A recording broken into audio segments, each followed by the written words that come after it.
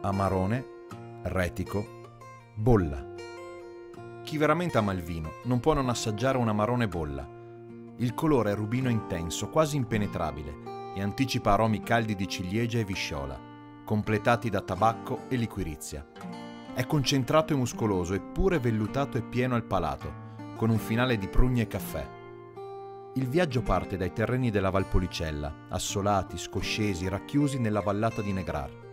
Una selezione di uve corvina e rondinella che vengono raccolte a mano, adagiate in cassetta per poi riposare nel fruttaio, fino a gennaio, quando ben appassite vengono finalmente pigiate. Un vino nato per condividere i momenti più belli con gli amici più cari. Un vino dall'accento unico, dal carattere spiccato, che si può descrivere in 3 semplici parole: morbido, energico e generoso.